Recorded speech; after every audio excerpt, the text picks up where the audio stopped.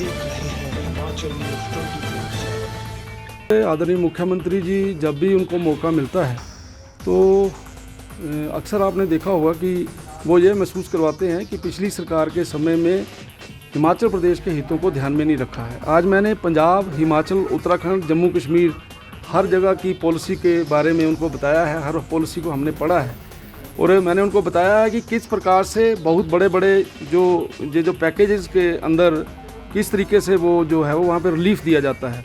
और मैंने इन सारे विषयों को ब्लैक एंड वाइट में अंदर विधानसभा के अंदर रखा है। और माननीय मुख्यमंत्री जी, क्योंकि वो उनको ये लगता है कि बाकी सब के सब लोग चोर हैं और मैं ही बड़ा ईमानदार व्यक्ति हूँ। और मैंने उनसे ये पूछा है कि जब ये उत्तराखंड, पंजाब, जम्मू कश्मीर, महाराष्ट्र की पॉलिसीज़ के अंदर इस प्रकार की व्यवस्थाएं हैं तो हिमाचल प्रदेश में क्यों नहीं होंगी? क्या इतने सारे जो मुख्यमंत्री हैं वो मूर्ख हैं? तो मैंने उनसे एक प्रश्न और किया है। जो भी एक इंडस्ट्री लगी है पंजाब के अंदर, कांगड़ा के अंदर, और वो कांगड़ा में जो इंडस्ट्री लगी है उसमें बहुत बड़ा रिलीफ जो है इन्होंने उस इंडस्ट्री को दिया है, जो रिलीफ आज तक कभी किसी को मिला नहीं। 275% SGST में जो है वो रिलीफ दिया फॉर 10 ईयर्स। ये आज तक कहीं हुआ नहीं है। मैंने उनको पूछा इसके पीछे राज बताइए कौन है, और ये बताइए। मुझे पता लगा कि पंजाब के कुछ MLAs जो हैं वो इस सारे काम में संलिप्त हैं।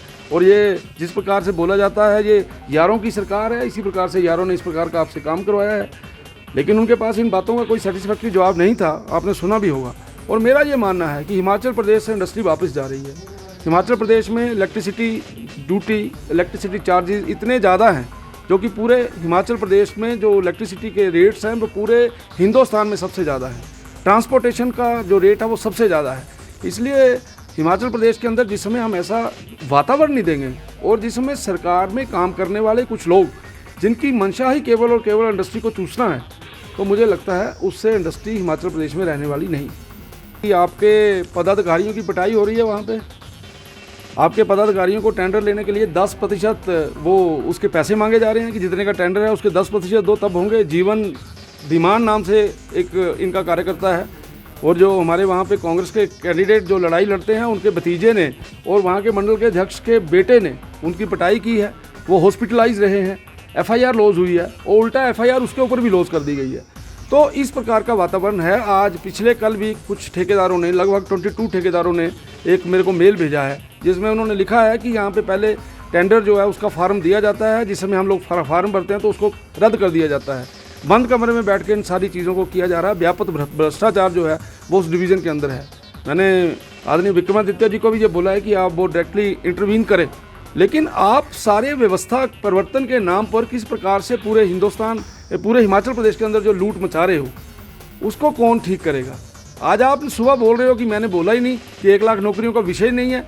आप बोल रहे हैं कि मेरा जो घोषणा पत्र है उसमें ऐसा लिखा नहीं जा सकता, और आदरणीय अध्यक्ष जी ने वो सारा पढ़ के सुनाया है।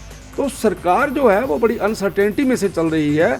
सरकार के अंदर किसी भी प्रकार का आपस में जो एक अंडरस्टैंडिंग होती है, आप देखिए इंडस्ट्री मिनिस्टर क्या बोल रहे हैं। इंडस्ट्री मिनिस्टर वो बोल रहे हैं जो मैं बोल रहा हूँ। इसलिए इस पूरी सरकार का एजेंडा क्या है, इनका हिडन एजेंडा क्या है वो समझ नहीं आ रहा। लेकिन आज मैं ये कह सकता हूँ कि हर वर्ग हिमाचल प्रदेश के अंदर परेशान है, दुखी है। आप देख रहे हैं